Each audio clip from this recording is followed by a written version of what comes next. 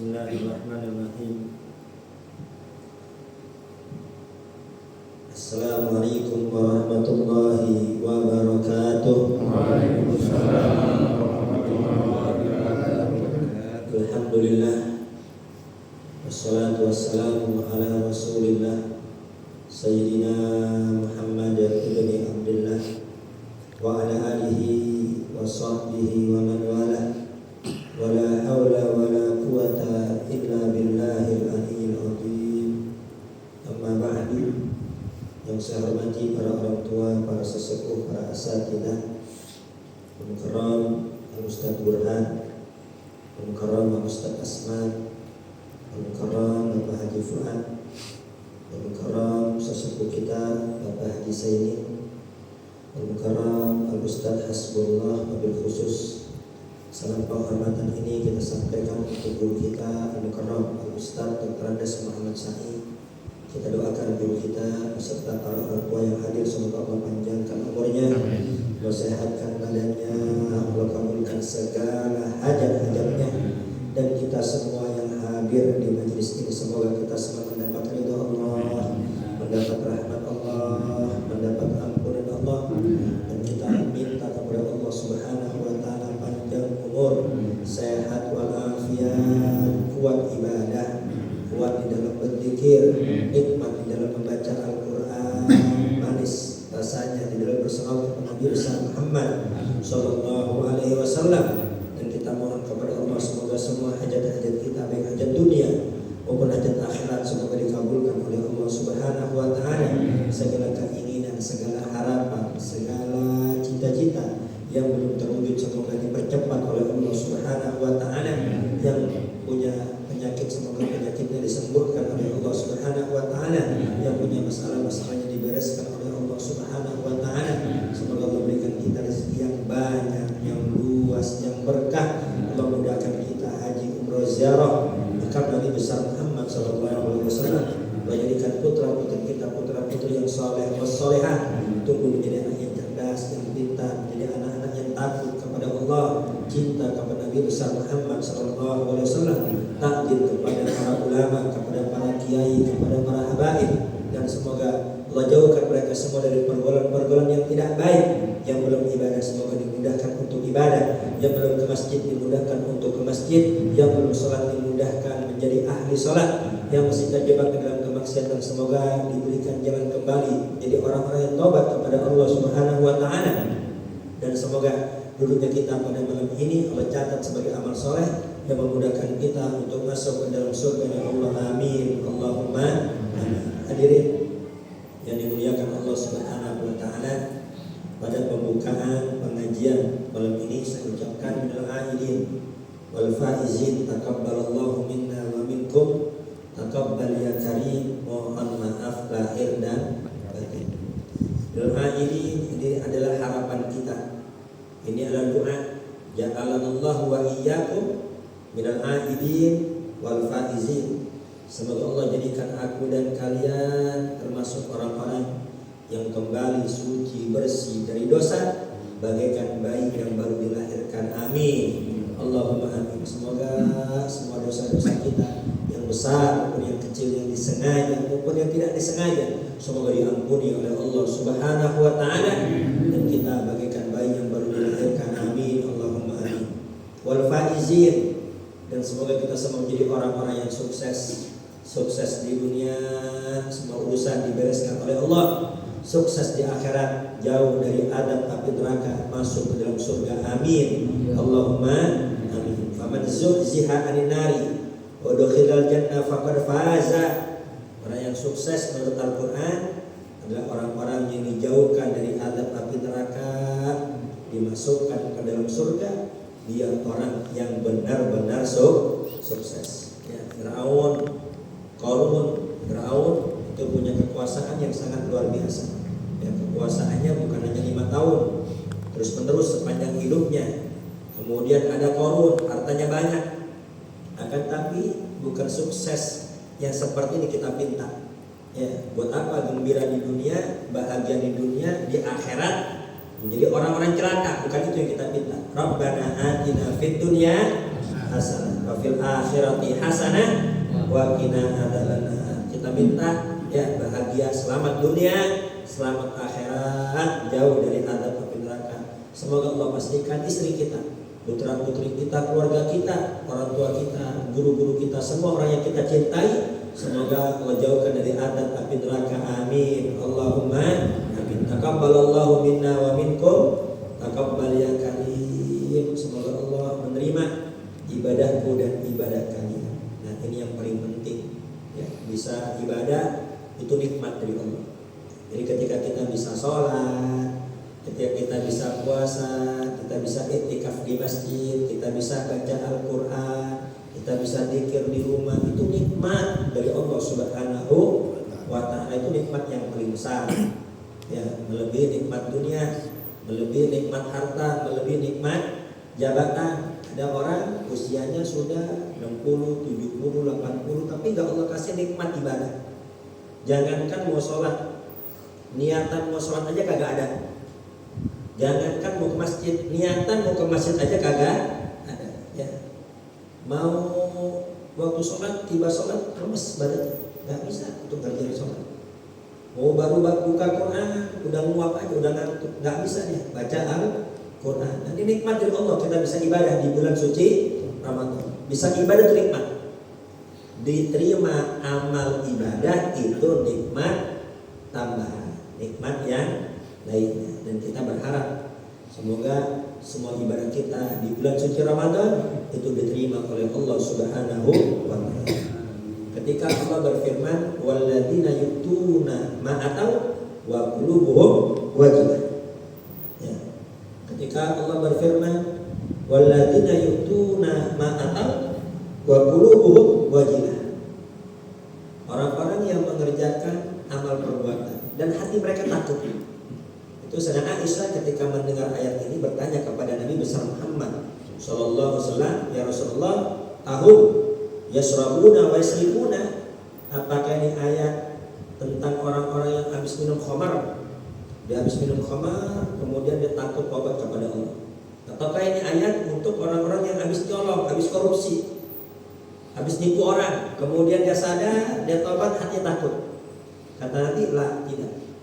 Ini ayat bukan orang yang habis maksiat dia takut, enggak, tapi ini ayat menceritakan mengenai orang-orang wahum yusalluna wa yasumuna wa yatasaddaquna wahum yakhafuna la yuqbala minhum, ya, la yuqbala minhum, ya.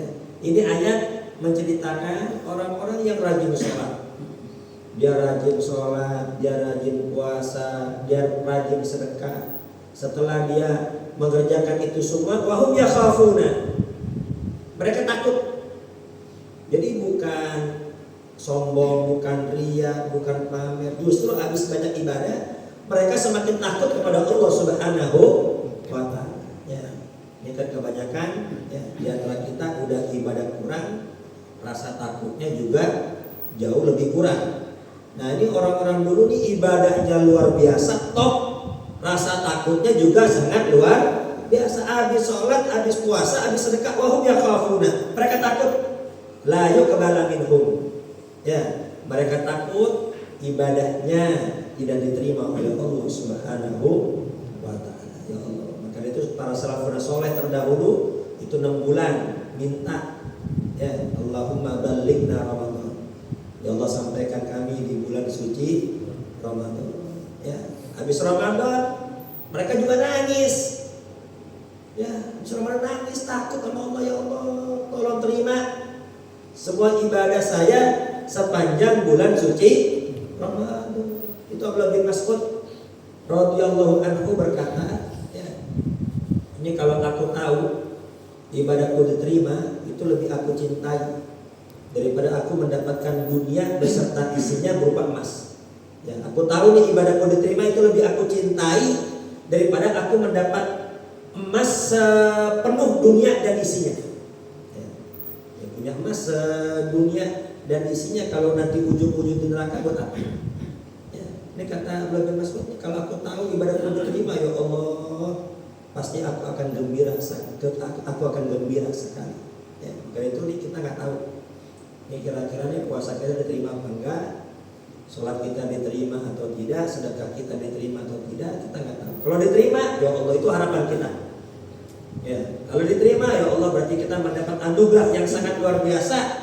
Maka ya kita pantas untuk saling mengucapkan penghargaan minal aidin wal faizin, taqabbalallahu minna wa minkum taqabbal ya karim. Ya, ini orang teman kita kalau dapat nikmat, ya kita kasih penghargaan, ya, kita apresiasi. Selamat ya, selamat. Ya, ini selamat, kamu termasuk orang-orang yang diampuni dosa-dosanya. Selamat ya, kau jadi orang yang sukses. Selamat ya, semua ibadah kamu diterima oleh Allah Subhanahu wa Ta'ala. Kalau tidak lagi masuk, aku nggak tahu nih ibadahku diterima atau tidak. Kalau diterima, ya Allah, berarti aku berhak untuk mendapatkan apresiasi. Ya, aku berhak untuk mendapatkan ucapan selamat. Tapi kalau ibadahku nggak diterima, kata Ibnu Mas'ud, ya kalau sholatku nggak diterima, tarawih nggak diterima, puasa nggak diterima, sedekah nggak diterima, ya Allah, berarti musibah. Ya, berarti saya lagi dapat musibah ini. Ya, maka saya berhak untuk mendapatkan ucapan bela sungkawa. Ya, ini kita kalau ada yang meninggal di antara keluarga kita, semoga semua panjang umur. Ya, kemudian ada yang takziah, itu hiburan bagi kita. Ya, dan takziah itu dapat meringankan kesedihan kita. Dan takziah sabar ya, ngucapin apa? Bela sungkawa sabar karena semua akan wafat, semoga husnul khatimah, ya selamat dari adab tapi neraka. Itu dapat mengobati kesedihan kita. Tapi kita dapat musibah, kawan gak ada yang datang. Ya, katanya kawan banyak, dapat musibah gak ada yang datang satupun. Gak percuma punya kawan banyak. Ya, jadi jangan bangga punya kawan banyak. Akan tapi ketika kita susah, satupun gak ada yang datang. Nah, ini kita nggak tahu nih. Ini kita dapat musibah apa enggak? Kalau sholat kita nggak diterima, berarti kita dapat musibah. Ya, dan berhak untuk mendapatkan ucapan bela sungkawa. Na'udzubillah. Semoga kita semua termasuk orang-orang yang selamat, termasuk orang-orang yang ibadahnya diterima oleh Allah Subhanahu wa Ta'ala. Allah mah nggak bakal zalim. Ya, Allah nggak bakal zalim. Yang berbuat baik pasti akan dibalas kebaikannya.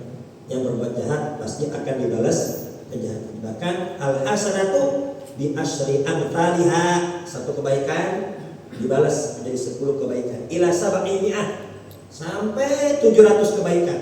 Satu kebaikan dibalas 700. Allah Maha Dermawan. Ya, kita nggak khawatir itu.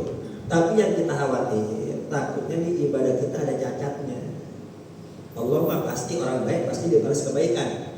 Tapi kita khawatir ibadah kita ada cacatnya, sehingga kita nggak berhak, sehingga ibadah kita tertolak, tidak diterima oleh Allah Subhanahu wa Ta'ala. Dan syarat diterimanya amal itu 2. Allah berfirman dalam Al-Quran, Alladzi khalaqal mauta wal hayata liyabluwakum ayyukum ahsanu amala. Allah menciptakan kematian dan kehidupan untuk menguji kalian. Siapa di antara kalian yang paling bagus amalnya? Ya, ahsanu amala ay akhlasu wa aswabu amala. Ialah yang pertama, ya, itu ikhlas. Jadi Allah menguji kita di kehidupan dunia ini untuk menguji kita. Ya, Allah menciptakan kita di dunia ini. Allah ingin menguji kita siapa yang amalnya paling ikhlas karena Allah.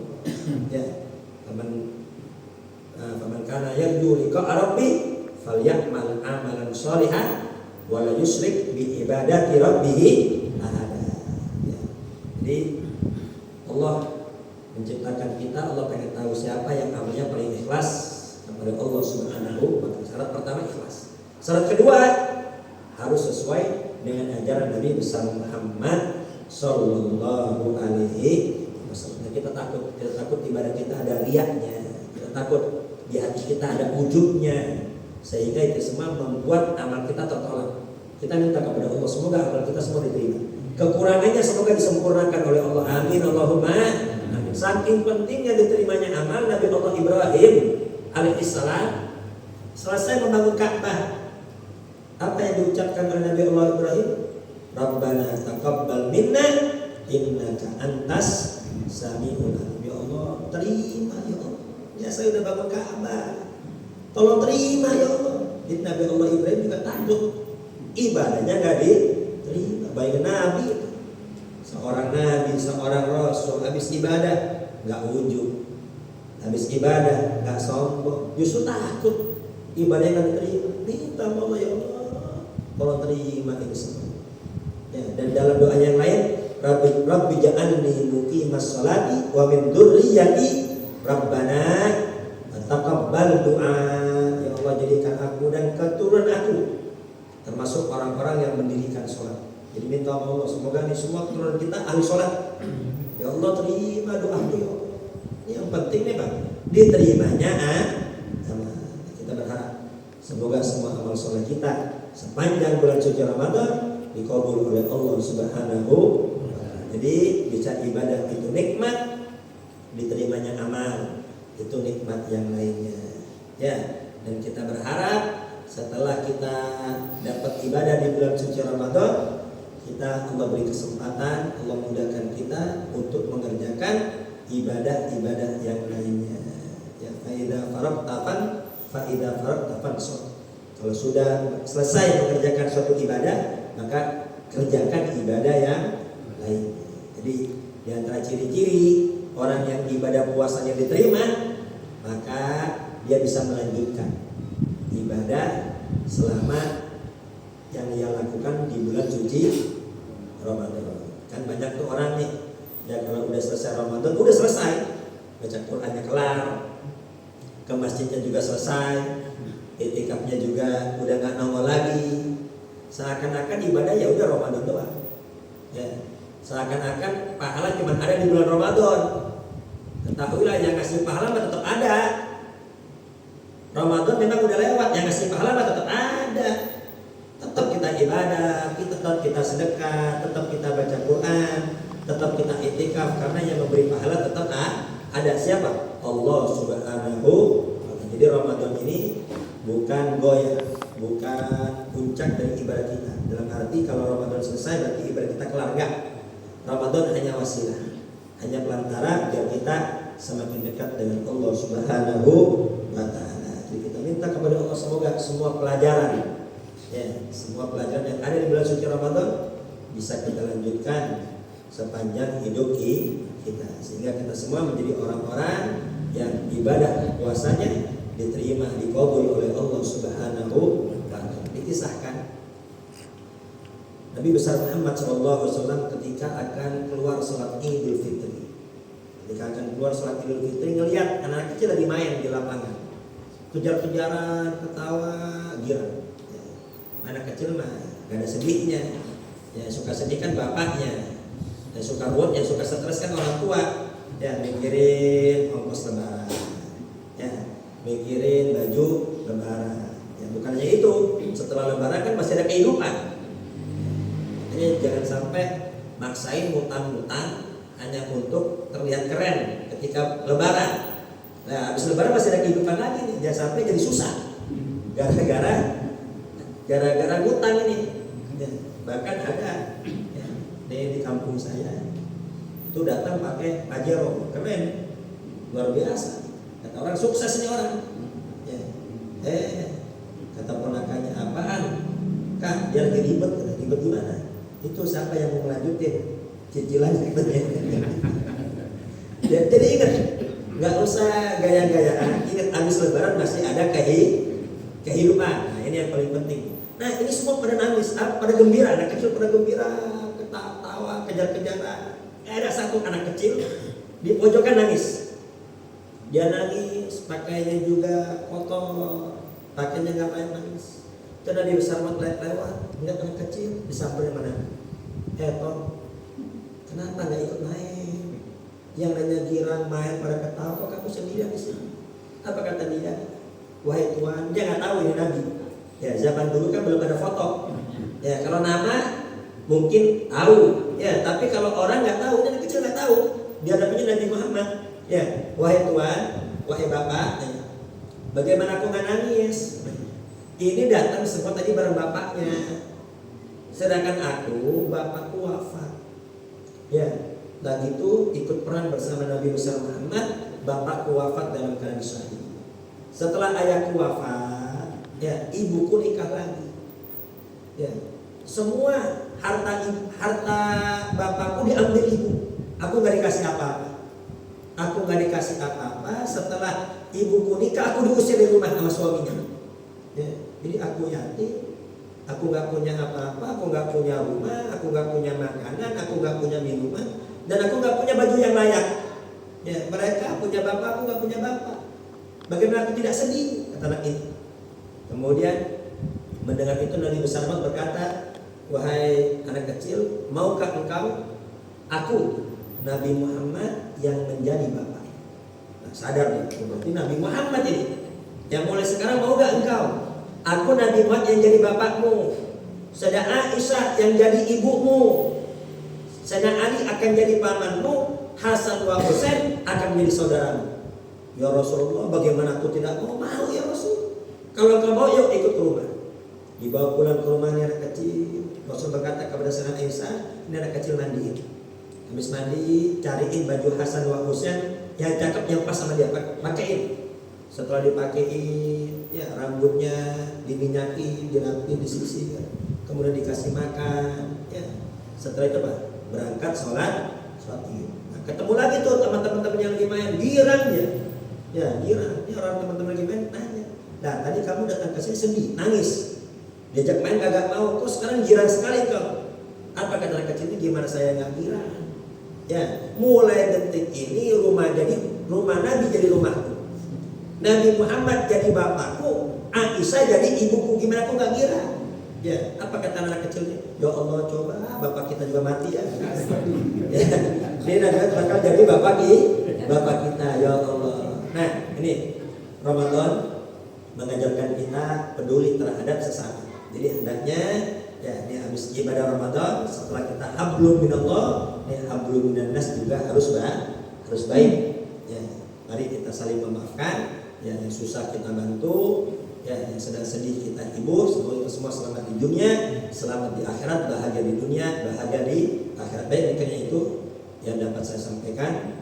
Sekali lagi, ila aidin wal faizin, taqabbalallahu minna wa minkum taqabbal ya karim. Mohon maaf lahir dan batin, kurang lebih saya mohon maaf. Akhirul kalam. Wassalamualaikum warahmatullahi wabarakatuh.